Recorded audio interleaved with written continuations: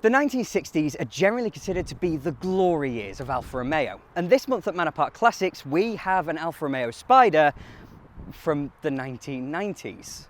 Of course, this is the car often known as the Duetto Spider, and as Alfa Romeo's longest running model, it ran from 1966 all the way through to 1993. This particular example being a very late Series 4 final facelift example from the early 1990s. And in this little video for us today, I want to talk about the Spider's history, about why it exists in the form it did and why it was such a sensation back in the late 1960s. Then we'll talk about how Alfa Romeo played a series of marketing blinders in getting this car to the right people, in getting it into the consciousness of people all around the world. Then we'll talk about why it lived for just so very, very long. And of course, we will go for a drive as well. But I want to take you back now to the immediate post-war years, the late 1940s and early 1950s, when companies like Alfa Romeo trying to operate in the post-war Europe that realistically was wrecked.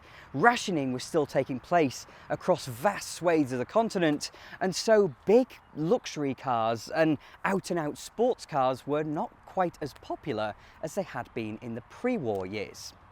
Alfa Romeo therefore decided to move down a couple of rungs, kind of creating 10 years early the compact executive saloon market, where you would have a compact, small-engined, quite efficient saloon car, but that would be engineered with all the hallmarks of an Alfa Romeo and would therefore set itself apart from the mainstream crowd. In 1954, Alfa Romeo launched the Giulietta, known to us as the 101 series Giulietta. And in 1954, it was an absolute sensation in terms of its engineering. The following year, they launched the Giulietta Spider, which was a two-door, two-seat convertible version of the Giulietta. And eventually in 1962, the Giulietta was replaced by the very similar, but new looking at least, 105 series Giulia. 4 years on from the launch of the beautifully boxy and fantastically well-loved Giulia, the same thing was about to happen. For all intents and purposes, this is the Spider version of the 105 series Giulia, but Alfa Romeo went about it in a slightly different way. The old Giulietta Spider looked very similar to its saloon car counterpart, as you might expect, but as Alfa Romeo were at full capacity building as many saloon cars as they could, they didn't have the capacity, they didn't have the facilities to build the Spider themselves, and so all the design and production was carried out by Pininfarina. When it came time to produce the new Spider, therefore, everybody decided it would be a good idea to make it look and feel that little bit more distinct. While it was still based on the standard saloon car, this time of course the Giulia, the new Spider would have a totally different appearance to its saloon car counterpart.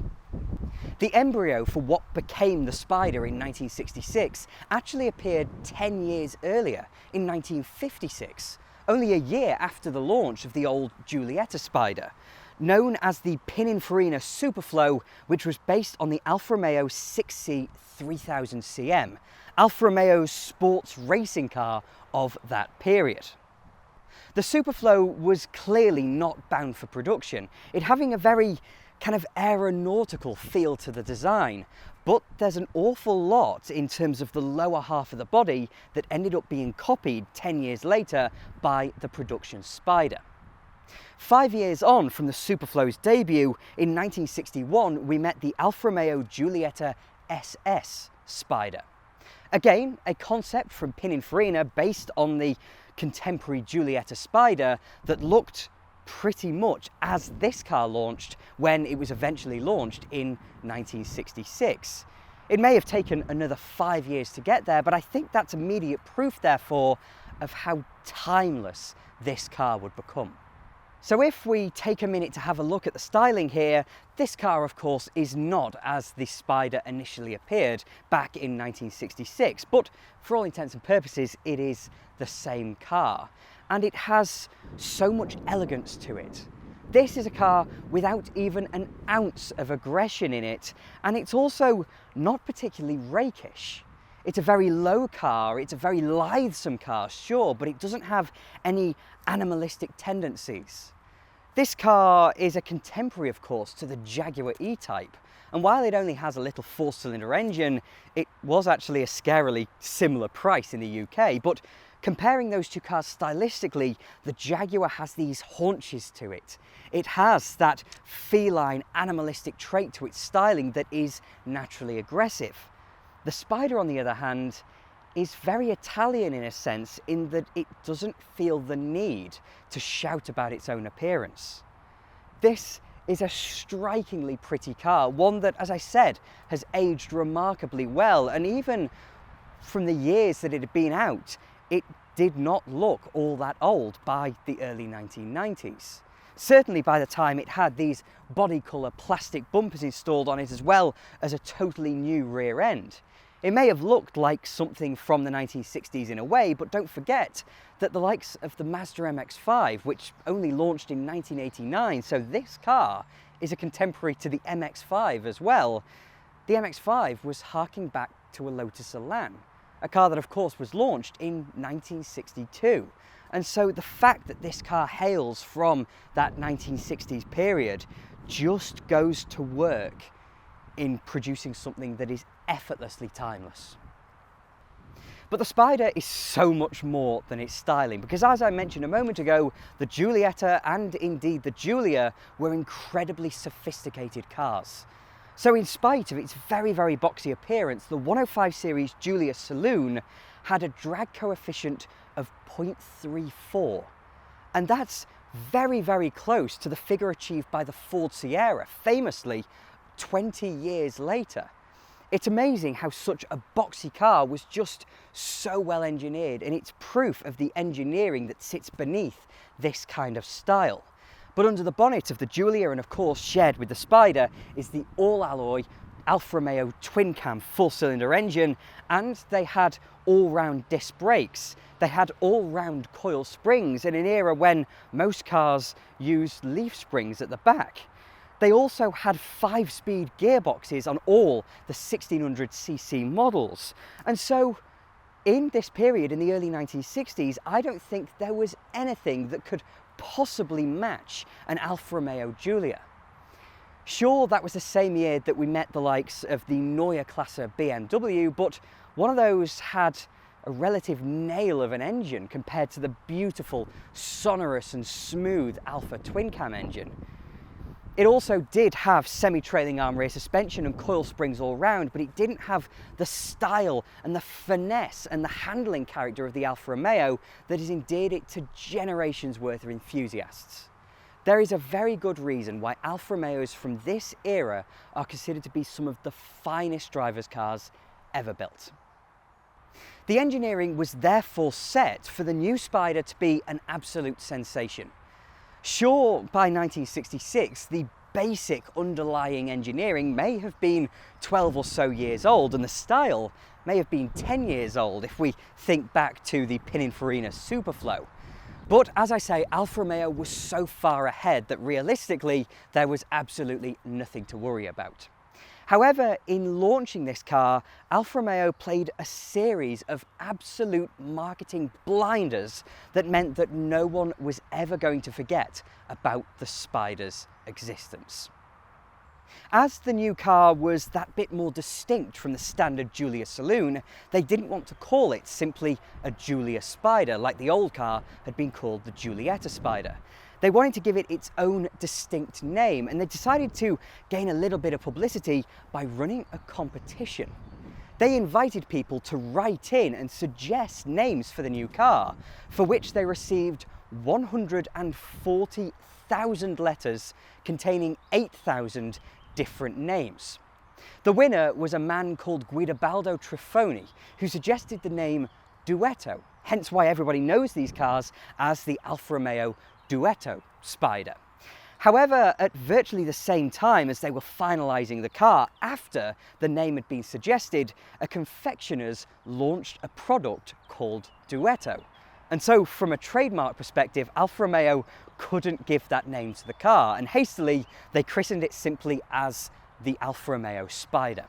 So while this is undoubtedly the definitive Alfa Romeo Spider and the first to be called simply Spider, it also was not the first. But the year after the Spider's launch, 1967, saw Alfa Romeo receive a bit of marketing that they would play on for the rest of the car's life, it being chosen as the chariot for Dustin Hoffman in The Graduate. And for the rest of the car's life, therefore, the Spider became kind of ingrained with that character. I'm going to use a number of very cliched words to describe Italian cars here, but we have beauty in this car. We have pedigree in this car with its engineering, with its history. We have engineering, of course, making it so far ahead of most of the cars at the time it was launched. But with its use in The Graduate, we also have romance flowing through it. And as a recipe to produce a car that people really cotton onto and love for decades and decades, there is nothing better for Alfa Romeo that Alfa Romeo could ever have asked. Now, as I mentioned in passing before, the Spider was really quite an expensive car, at least here in the UK, owing to its engineering, its initial quality, and of course, its pedigree. It's an Alfa Romeo at the end of the day. But the car remained very popular for its entire life. Certainly, having looked at the sales figures, there are no serious pickups or drops in the Spider's sales throughout all these decades. For 27 years, sales just soldiered on. That was until the early 1990s. So I mentioned how in 1989 Mazda launched the MX-5, a car that really kick-started the rebirth of the sports car, that being the reason that the Spider had remained in production.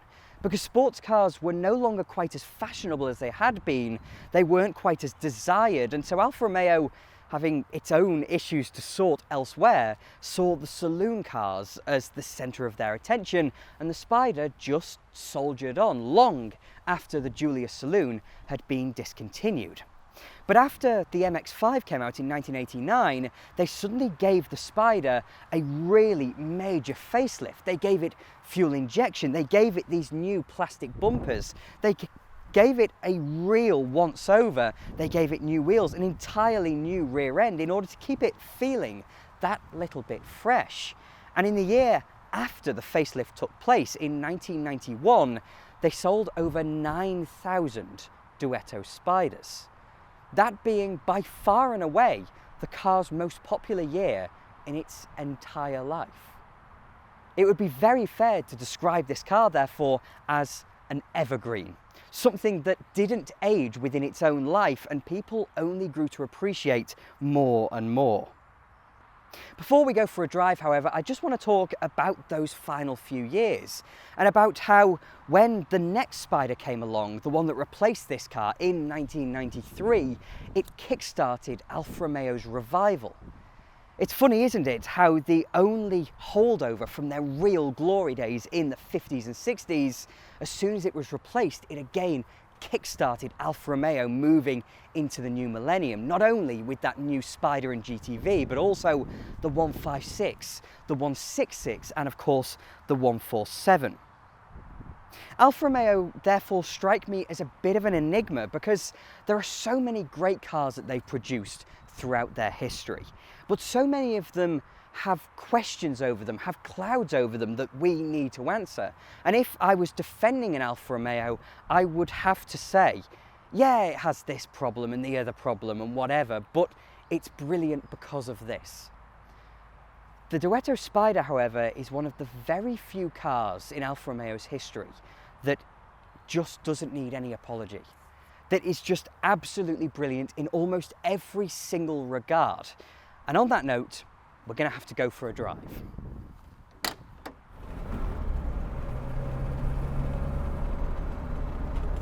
So powering our Spider is the Giuseppe Busso designed 4-cylinder twin-cam engine that Alfa Romeo used for 40 years.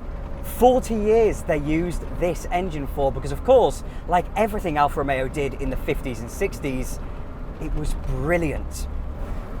And so of course it is a twin-cam engine. And it doesn't have dual overhead camshafts for the sake of having 16 valves, because it only has 8 valves. The reason they are there is instead to make those 8 valves as efficient as they could possibly be. So usually in an overhead camshaft design, which was rare enough in the 1950s, incredibly rare actually, the camshaft sits in the middle, and so the spark plugs have to sit at an angle, and therefore their burn is ever so slightly compromised. If you have dual overhead camshafts, therefore, you can have an angle between the valves, and the spark plugs can be right on the top. So in the twin cam engine, there is an 80-degree angle between the inlet and exhaust valves. And that means you have a hemispherical combustion chamber. And so this engine is very efficient, and it's very, very powerful as well. This is of course a later car, it has fuel injection, and it's a 2-litre engine as opposed to the 1600 that the Spider was originally launched with. And that means about 125 brake horsepower. But back when the Spider was originally launched, its little 1600 engine made 110 horsepower, and the later, smaller 1300 engine made 88 brake horsepower. And that power comes as well in an engine that isn't very stressed. Although it's making brilliant power for its capacity, it is not an unreliable engine. It's very, very hardy. And it also produces fantastic torque characteristics. So while many later engines, especially ones that you would consider to have dual overhead camshafts, are very peaky, this is not. This has all kinds of tractability, and it has this great thrum to it as well. There is also a story to tell about this gearbox, because you'll notice that it comes out of the dashboard at a frankly bonkers angle. But it feels so natural, and it's so close to the steering wheel that after only a couple of minutes of driving, it feels perfectly normal. It is a slightly baggy shift in a weird way, but it feels so positive. You can always tell where the gears are, and so it's a bit of a joy to use. It's funny because on paper, it shouldn't be a brilliant gear change, but realistically, it really is a brilliant gear change. And when that Alfa Romeo revival happened in the 1990s, the one that we've just talked about, when they were developing the manual gear changes for the 156 and later 147, Alfa Romeo took a gear change that they developed to their new overlords at Fiat. And Fiat were a little bit perplexed by what they were met with. It was a very good gear change, but it was very long, and it sat in the dash at a weird angle, and they questioned Alfa Romeo on this gear change. And they told their overlords at Fiat to go away and to drive one of these, to drive an old 105 series Giulia or Spider, and then they got it. It was true to Alfa Romeo's heritage, doing things in a slightly different fashion, but also in many ways a better fashion. The Spider is just about one of the coolest cars I've ever had the privilege of piloting. And I've driven 2 of them now. I've driven, both of them here at Manor Park Classics, one for my own channel and now this one today. And I've bookended it because the other one was a very, very rare Series 1 boat tail 1600 Duetto. And so by driving this one today, I have bookended them both. I've driven one of the very first Spiders and one of the very last. And over the years, although this car has some extra assists, some extra comfort, in many ways it still remains the same car. And that is absolutely wonderful, because with all the niceties of the early 1990s, we have a car that still feels so connected, that has so much delicacy underneath it, that you just don't get in many more modern cars.